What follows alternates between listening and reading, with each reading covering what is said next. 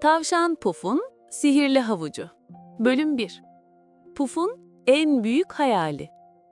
Kıpır kıpır kulakları ve bembeyaz bir kuyruğu olan minicik bir tavşan varmış. Adı Puf'muş. Puf, ailesiyle birlikte ormanın kenarındaki koca bir çayırda yaşarmış. Çayırda bol bol yonca, taze ot ve Puf'un en sevdiği yiyecek olan parlak turuncu havuçlar varmış. Puf, tıpkı diğer tavşanlar gibi koşmayı, zıplamayı ve taze havuç kemirmeyi çok severmiş. Ama Puf'un diğer tavşanlardan farklı bir hayali varmış. Güneşe dokunmak. Puf, her sabah gözlerini açar açmaz gökyüzündeki koca sarı güneşe bakarmış. Ona o kadar parlak, o kadar sıcak geliyormuş ki, keşke bir kerecik dokunabilsem, acaba nasıl hissettirir diye düşünürmüş. Ama biliyormuş ki tavşanlar zıplasa zıplasa en fazla bir çiçeğin boyuna kadar zıplayabilirlermiş. Bir gün Puf, çayırın en sonundaki yaşlı meşe ağacının yanına gitmiş. Orada toprağın üstünde parlak bir şey görmüş. Koşarak yanına gitmiş. Bu şimdiye kadar gördüğü en tuhaf havuçmuş. Bu havuç normal havuçlardan daha kısaymış ama tepesi parıl parıl parlıyormuş. Üstelik havucu eline, yani patisine aldığında hafifçe ılık hissediyormuş. Sanki o havuç biraz önce güneşe dokunmuş gibiymiş. Puf heyecanla etrafına bakmış. Başka böyle bir havuç yokmuş. Acaba bu havuç sihirli mi diye merak etmiş. Havuç öyle güzel kokuyormuş ki Puf dayanamamış ve küçük bir ısırık almış. Tam o anda Puf'un minik patileri ve kulakları parlak, altın sarısı bir ışıkla kaplanmış. Işık kaybolduğunda Puf kendisini garip hissetmiş. Sanki bacakları daha güçlü, sanki kulakları daha hızlıymış. Puf, sihirli havuç sayesinde gerçekten hayaline ulaşabilecek miydi? Güneşe dokunmak için bu havuç ona nasıl bir yardım sağlayacaktı? Devam edecek.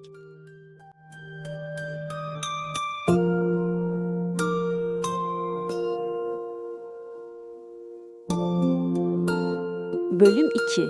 Zıplama denemesi ve ağacın sırrı. Sihirli havucu ısırdıktan sonra bütün vücudunu kaplayan o altın sarısı ışık kaybolunca tavşan Puf neye uğradığını şaşırdı. Kendini hafif ve güçlü hissediyordu. "Hemen denemeliyim," diye düşündü Puf. Puf derin bir nefes aldı ve zıpladı. Hop! Bu seferki zıplaması normalde zıpladığından tam 5 kat daha yüksekti. Öyle yükseğe zıpladı ki az kalsın yaşlı meşe ağacının en alçak dalına değecekti. Puf sevinçle bağırdı. "Yaptım! Demek ki bu havuç sihirliymiş."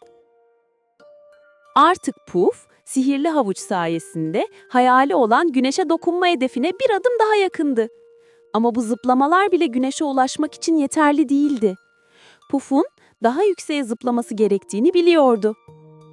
Havuçtan ikinci bir ısırık aldı. Yine aynı altın sarısı ışık parladı ve Puf'un gücü arttı. Tekrar zıpladı. Hop! Bu sefer neredeyse ağacın ortalarına kadar yükseldi. Puf yorgun bir nefes alıp başını kaldırdığında baktığı ağaçta ilginç bir şey fark etti. Yaşlı meşe ağacının gövdesinde, göz hizasında eski ve küçük bir oymacık vardı. Oymacığın içine bir not kağıdı sıkıştırılmıştı. Puf merakla zıpladı. Oymacıktaki kağıdı patisiyle çekip aldı. Kağıtta şöyle yazıyordu. "Güneşe dokunmak isteyen minik dostum. Sihrin tamamlanması için 3 şeyi de bulmalısın. En yüksekteki en tatlı bal, en derindeki kuyudaki en parlak taş ve çayırın sırrını bilen bir yardımcı." Puf kağıdı okuyunca şaşkınlığı daha da arttı. 3 şey daha mı bulmalıyım? Sihirli havucun sadece bir başlangıç olduğunu anlamıştı. Şimdi Puf'un hem en yüksekteki balı, hem derindeki en parlak taşı, hem de bu sırrı bilen yardımcının kim olduğunu öğrenmesi gerekiyordu. Puf macera dolu bu yeni görevin neresinden başlayacağını düşünürken yanından hızlıca bir gölge geçti.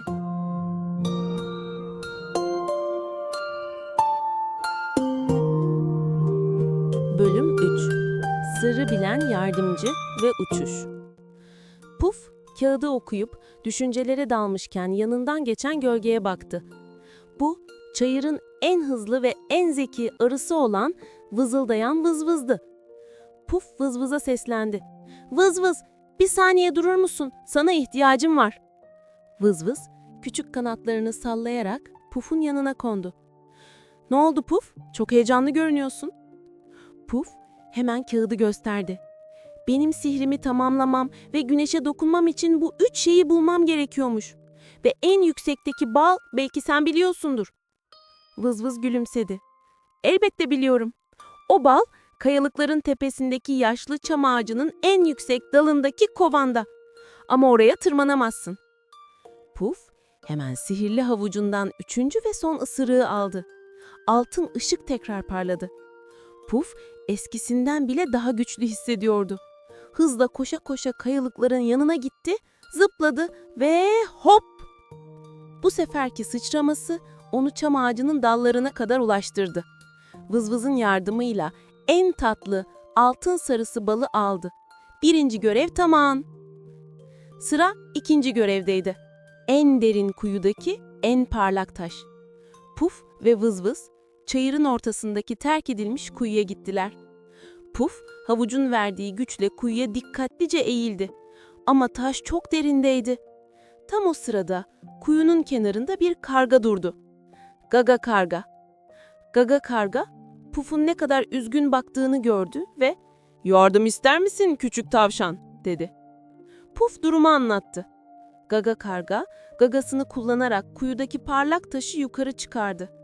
Taş, tıpkı yıldızlar gibi parlıyordu. 2. görev tamam. Sıra en önemli görevdeydi. Çayırın sırrını bilen bir yardımcı. Puf, Vızvız ve Gaga karga kimin sırrını bilebileceğini düşünürken Vızvız somurdu. "Puf, o meşe ağacı sana bu kağıdı verdi değil mi? Sırrı bilmesi gereken yaşlı meşe ağacının kendisi değil midir?" Puf heyecanla zıpladı. Vızvız haklıydı. Koşarak meşe ağacının yanına gittiler. Puf elindeki 3 parçayı, balığı, parlak taşı ve sihirli havucu birleştirerek oymacığın içine koydu. Aniden meşe ağacının tepesinden yemyeşil bir ışık yayıldı. Oymacıkta Puf'un hayalini gerçekleştirecek büyük, altın sarısı tüy gibi hafif bir balon belirdi. Puf minik kalbi hızla çarparken balona tutundu. Vızvız ve Gaga karga ona el salladılar. Balon Puf'u nazikçe yukarı, yukarı, en yükseğe taşımaya başladı. Gökyüzünde yükseldikçe Puf uzattı patisini ve nihayet o çok istediği güneşin yumuşacık, sıcacık ışığına dokundu. Puf'un yüzünde kocaman bir gülümseme vardı. Güneşe dokunmak dünyanın en güzel, en sıcak duygusuydu. Puf, macera bittiğinde balonuyla yavaşça çayıra indi. Artık Puf, sihirli havuç sayesinde sadece çok yükseğe zıplamayı değil, aynı zamanda hayallerine ulaşmak için arkadaşlığın ne kadar önemli olduğunu da biliyordu.